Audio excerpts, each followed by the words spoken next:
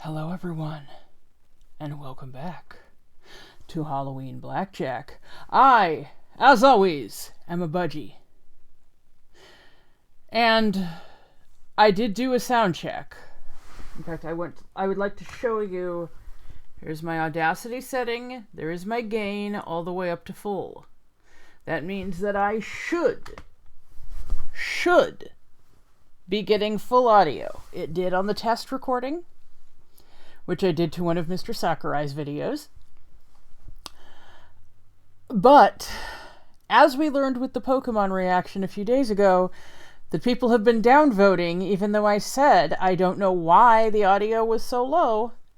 The gain was fully up before I recorded, somehow turned itself down. In fact, when I opened Audacity and I set it to Blue Snowball, which is my microphone, it turned the gain down 20%.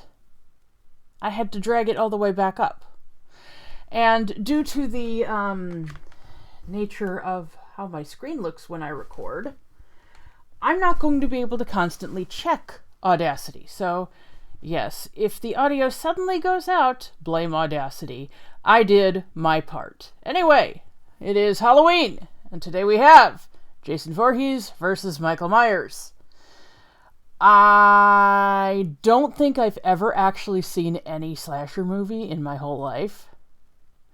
From what I understand, these are also like more psychological horror than full-on gore, even though they started off as more psychological horror than full-on gore. At least like the first movies. Or at least Halloween did anyway. Because it was about the sister surviving and everything, and yeah, I don't know. And then they, I know Jason has been in Mortal Kombat. Michael hasn't been. Was he? No, that was Leatherface. Never mind. All right, so let's just get started. I just don't know much about either of these characters except that Jason can't die. It's time we tell the tale of Crystal Lake's masked murderer, Jason Voorhees. He's got a flashlight in his and wrist. The horrifying boogeyman of Haddonfield, Michael Myers. He's Wiz and I'm Boomstick. I love how the ringmaster is always in a slightly different art style than everyone else. On Death Battle. Yeah! Well, it's 419, so not really night. Within the woods of Crystal Lake lurks a killer, buried but not dead, doomed to rise from the grave and slaughter those who live and love, if you know what I mean. Yep. This is the curse of Jason Voorhees. Rumor has it he was a deformed child, bullied and harassed all of his life. Still active in 2455. Possible Deadite was a guest on the Arsenio Hall show. Okay, he always seems a lot taller than 6'3", and he would be a lot heavier than 275. Like, if he's like pure muscle, and he always seems like he's like 7 feet tall, like whenever he's in anything. Or did he? Over time, Crystal Lake became wrought with strange disappearances and violent deaths. Including the camp counselors who should have been watching Jason when he drowned all those years ago. Someone or something ... For vengeance. And yet these harrowing murders were committed by none other than Jason's own mother, Pamela Voorhees, seeking revenge against those who neglected her child, dooming him to his terrible end. Good for her. Actually makes a lot of sense. Good for her, yeah. I guess. However, even after her killing spree was cut short, the deaths continued. Nobody could prove it, but maybe, just I thought even with no head, the hands really good like that. Holy shit! Yeah. Yeah, he's definitely alive. Has he been living in the lake this whole time? Jason has fortitude far beyond any normal man. You can swing an axe in his face, blast half his body away, or trap him in an exploding building. Yet it will all be in vain. Everything just... Few survivors of his attacks it's all just throwing putty at a wall. Jason rose again. Seriously, this happens a lot. Nobody knows the true source of his unkillable nature. Some say it's an indigenous curse, others say it's the Necronomicon, and some even say it's a hell worm. So, not too many reasons. Okay, according to Creighton Duke, the Voorhees family, it's a family curse, can only be stopped if another Voorhees kills Jason and sends him to hell. However, 2 more sequels and a novel about him getting out of hell indicate this does not work. Either way, be careful, or Nice. you just might end up on the wrong side of Jason's trusty machete. Something he uses with enough strength to split skulls and pierce metal. Even when Cool. Jason has no weapon, he can be resourceful and oddly creative with his kills. He might bludgeon you to Oh, death let's with see. a Here you go. Yeah, I know about the liquid nitrogen one. Machete, his favorite weapon. Pitchfork, spear gun, double-sided axe, a tree, party horn, sauna rock, jungle gym, bed, liquid nitrogen, basically anything. sleeping bag, drown you So in he's a master garbage of can, improvised or weaponry. Snap you in half between a bedfold. Worst of all, Cool. this demented mama's boy will Freddy's always a get little his prey. envious. He's Oh, like, you come on, think you that's can my run kill. away? Well, think again, idiot. He can teleport. No, he can't. Oh yeah. Yeah, I remember this About from time the he appeared in preview, multiple places at debating once whether or not around this dance it's just a floor. burst of See? speed or actual Teleporting. teleportation. Wrong. Hallucinations resulting from a mix of cocaine and panic. Okay, smart. This is only 20 minutes after Eva Watanabe took the drug, which can last as long as 2 How hours. about when he teleported from one end of this ship to another? How'd he get there? Actually, when watching the full scene for complete context, there is plenty of time afforded for Jason to jump down the deck while off camera. He is I quite see. athletic after all. What, without making any sound? The guy's built like he's made of 100 brick houses. Are we watching the same movie? Look, fans have argued this for years, and while admittedly those moments are questionable, they're not enough to prove actual teleportation. Okay, how about Well, it would still have to this be one? a In burst Jason of X, speed that's where 3 uncharacteristic. soldiers are shooting him straight on, and he just disappears. Poof, gone. While they're looking right at him, goddammit, it's teleporting. Well, I'm sure there's a logical explanation. I just stared at this scene while processing 900 trillion frames per second. Uh-huh. And Boomstick is correct. Ha! Also, now my eyes are broken. You know, Jason can actually teleport in the video game, so Oh I believe it. I suppose teleporting would explain how, despite his hulking size, Jason can move with ghostly silence and pick off victims one by one. Are you sure Yeah. about this, dummy? Dummy. Well, no one was watching Either Dummy, way, so Jason's unstoppable bloodlust makes him a horrifying I keep threat. opening Audacity You think you're again. Okay. protected by a Killed well over 200 people, can tear apart a victim with his bare hands, lifted and flipped over a car, survived a building explosion, was given numerous death penalty punishments, and still lived. Wait, was that... Does that mean, like, he was actually sentenced, like, on a trial? Survived being burnt, dipped in nuclear waste, cremation, and even liquid nitrogen. Escaped hell by force. So what you're saying is... We're dealing with Kratos. foot of solid steel, he'll just crash through it to stab you. And though it's tough to believe, there may actually be a deadlier Jason out there too. Stronger, I faster, see. and campier. This is Camp. Uber Jason, rebuilt from Jason's remains through a sinister fusion of science and mysticism. Wait, so he actually did And die at guess one what? point? Normal Jason later fought Uber Jason and actually held his own. Yeah, Cool. the comics get kind of wacky. Just go with it. Only natural. Okay, Jason's ability to hold his own against Uber Jason demonstrates how much of a threat he is even to physically superior opponents. For a monster that has fought other supernatural entities. Like Freddy Krueger, Leatherface, and the groovy man himself, Ash Williams. Indeed. So be warned, if you ever see a shadow moving through the darkness and hear a familiar, run. Jason is out to find you, and chances are you are not leaving alive. How many people have survived? Because I know there are survivors and stuff that live to tell the tale. So how many people have survived? Like, how many has he let go versus how many just, I don't know, they get impaled but he doesn't kill them, versus how many just plain get away? On a bleak Halloween night, Michael Myers was born into the world as a seemingly normal child. However, beneath his pale, It said he was face, stillborn. hid something dark, something Oh, there's evil. some famous artist who was, like, they thought he was stillborn and they put him on a table and then his uncle blew cigarette smoke in his face and he started coughing. I think it was Picasso. It was like one of the artists that was associated with Picasso anyway. Oh, evil? Well, he stabbed his sister Judy to death when he was just 6 years old. Yep. Oh, what a rascal. Michael was institutionalized at a sanitarium where he simply sat still, almost like a machine. His Dang. psychiatrist, Dr. Loomis, spent 8 Michael Audrey Myers, height 6'3".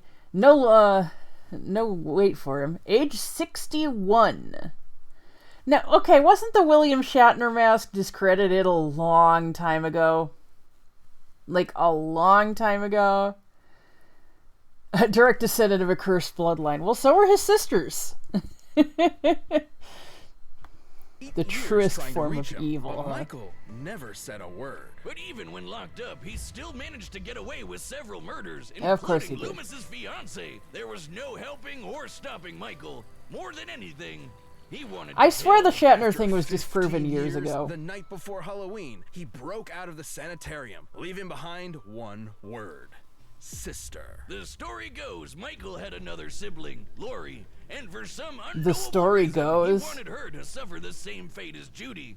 And everyone else, really. He's Yeah. not too picky, and he could do it too. For in his hands, anything can be a deadly weapon. Countless reports of various murders have appeared across Haddonfield. He's exploded heads, boiled people alive, Of course he and has. used his trademark knife to stab poor souls to walls like some macabre piece of art. When Neat. They say to admire your That's work, just I a don't small think little this is what kitchen you knife, meant. yeah. Kitchen knife, car, axe, wire, shovel, various farm tools, literally anything else he can get his hands on. Nice. Yeah, hanging someone up with a kitchen knife is a lot more impressive than doing it with a machete.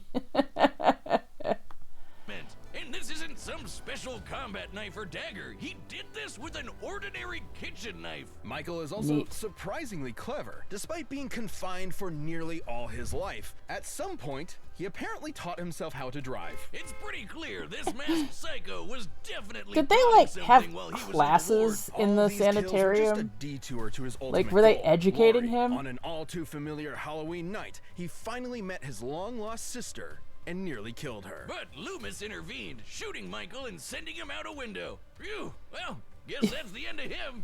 Yeah, you know it's not. No one knows how, but the body simply vanished, only to return later that night as if nothing had happened. Yeah. There's a reason why they call him the boogeyman. Even after being set on fire and rendered Yep. comatose, Michael Myers was Ah, not see, Jason just stopped. powers through fire. Almost like he's some kind of invincible undead monster. Many explanations have been Oh, I given was wondering for if she was gonna Michael's say strange anything. abilities, but some less reputable sources suggest he's bound to the ancient druidic Curse of Thorn, whose symbol I is, see. well, they say it's an ancient icon of Halloween, but it's actually the Norse rune for Thor, sometimes called the Thorn rune. I think Oh, they just Googled rune and thorn and called it a day. Whoa. Is Michael Myers a Viking? Yes! Awesome! Curse or no curse, Michael is inexplicably driven Oh. to kill without hesitation, and his victims almost never see him coming. Almost. You said, uh-oh. Is that a switch? Well, explaining Michael Was away he with a looking vague stuff up curse on his is Switch? Nothing more than a crutch for the truth. The fact of the matter is, no one knows why he is so cruel, so violent, so unstoppable. He just There are people that are is. just At so the end of the day, bloodthirsty. evil gives no But explanation. they're only still, you know, despair. bound by Michael mortal thrives flesh. not just on the satisfaction of murder, but the fear it inflicts in others. Even scarier, his kills are done with surgical precision. He Nice. can murder you as quickly or slowly as he wants. This guy knows exactly what he's doing with that kitchen knife. He's Cool. like a hibachi chef of death. And yet, his attacks were almost Okay. brought to Flipped a car, survived a church explosion, fought evenly with Busta Rhymes. I mean, I can't imagine it would have been much of a rap battle, but took a shotgun blast to the chest, walked up being injected with 100 milliliters of corrosive acid, moved faster than a motion sensor could detect, started getting rammed by a truck and police car going full speed. From what I understand, something he does not survive is having his body completely mulched. Like, apparently okay, you come into this knowing there's a recent movie. From what I understand about spoilers, He does die permanently at the end of Halloween Ends because his body is completely destroyed in, I think someone said, a wood chipper.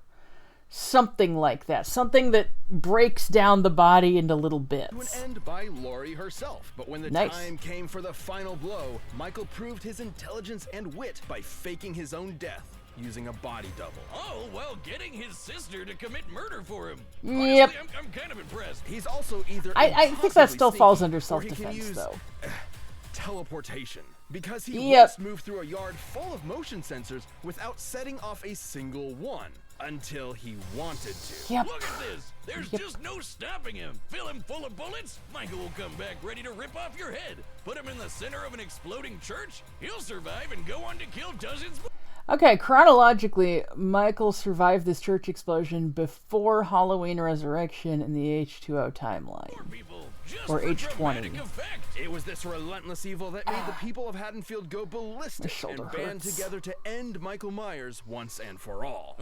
Or just plain leave Haddonfield. Soon realized that was just not possible. Any ordinary person would have been long dead after what he experienced. But he took all of the town's punishment, got right back up, and went right back to doing what he does best. Absolute slaughter. The creepiest part about all this? They never caught him. He's still out there looking for his next prey, I assume. So every Halloween night, lock your doors, turn off your lights, and pray you'll make it to morning. Because the boogeyman is real, and his name is Michael Myers. Okay. This episode of Death Battle is sponsored by Babel. No, shut up. Like Shut up. Okay, I'm gonna go Jason. I just feel like Jason is somehow more unkillable than Michael. And I know that's an odd thing to discuss, but I feel that the level of unkillability here.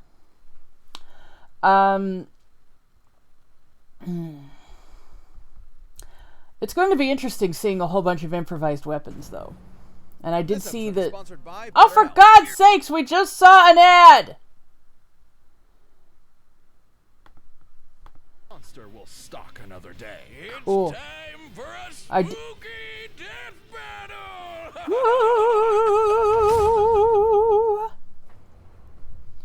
I did see the trailer they had. Talking to you.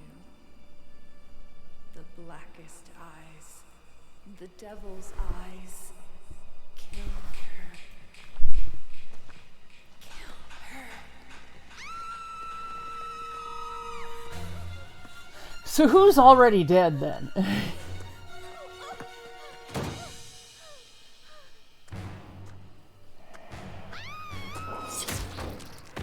There we go.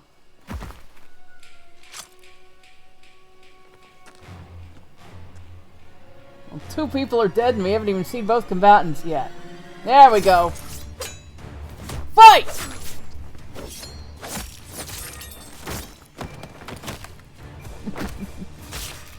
And of course, you know, no dialogue. Stab, stab, stab. Not even close. Where are you? We gotta go. Are these, like, at least close to the models from the Friday the 13th video game? Don't leave an axe in his path, in any of their paths. I was actually wondering, before I saw the trailer, if this wasn't going to be live action. And teleport!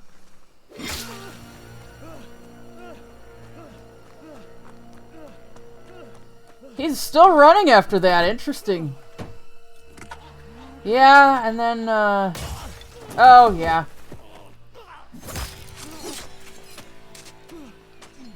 This guy is taking a surprising amount of punishment.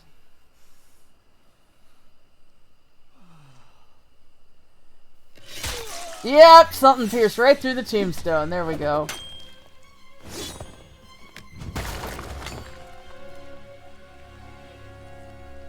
Kill him, Jason. Kill him. Make Mother proud.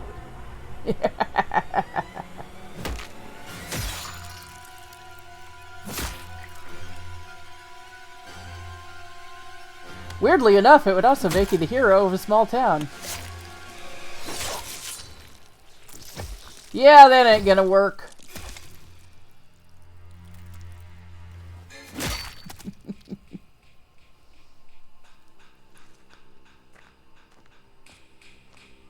Or did it?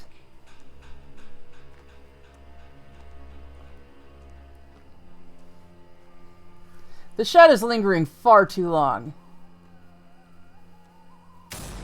Okay, that was it. Oh, okay. Are we sure he's dead? You can't be too careful with these guys. Michael Myers won't be rising from the grave this time. Jason was too much for him. The stories may paint these slashers as unstoppable, but they do have limits and can be understood. To Michael's credit, he could match Jason in a lot of ways. Both were experts in methods of killing, and both could totally teleport. Theoretically.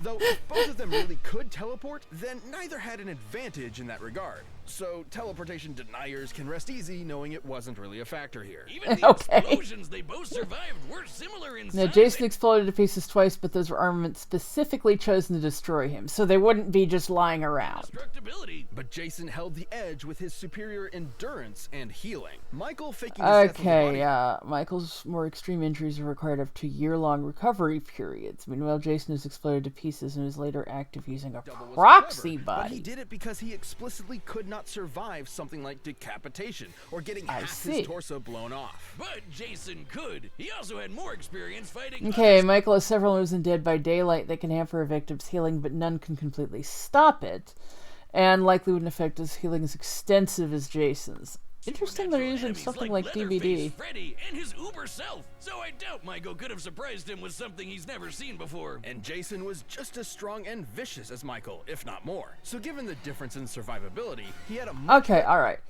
Regeneration prevents any lasting damage for Michael, has ranged weapons to keep Michael at distance, more experience against supernatural foes. Equal is similar in strength, speed, and durability. Michael, much smarter and more cunning, similar in strength, speed, and durability. More likely to have less endurance than Jason. Ranged weapons keep Michael from getting close. better chance of I striking see. Michael down first. In a battle between two unkillable monsters, it's only natural it would come down to who was more unkillable. Yeah. After being ripped to pieces, Michael could now rip in peace. Right, Jocelyn? Jocelyn? Hello? The winner, Jason Voorhees. You see the shadow behind them? Thank you Okay. for watching. Stay And I was spoiled on this. I was spoiled on this in the Rabtoons Discord. By the way, new Rabtoon premiering tonight. I will post the link for that in the description. It's going to be in a few hours from now. Yeah, I was spoiled on this because someone posted in the Rabtoons Discord. They posted this battle. They did post a spoiler about who the winner was. They put it behind a spoiler. That was very responsible. However, they were not responsible and just blurted out who the next fight's going to be. jumping into the next matchup Yeah. next week. But you No can voice always get actors more to depth check on it this right time. now by Well, clicking one of those I guess boxes right over there and by downloading the battle music screaming linked down people, below. but the cannon fodder. Yeah.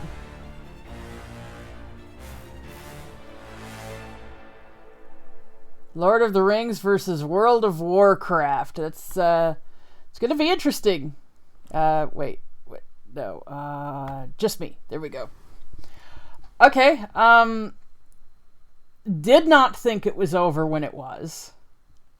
I thought, I don't know. I was thinking the whole thing about there being a body double. I guess I was thinking in terms of like when Doctor Doom does it, but Doctor Doom is on a whole other level. Huh. So yeah, that's. I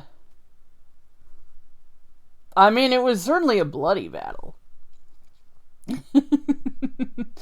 Oh man, gotta have collateral damage, right? By which I mean, random people.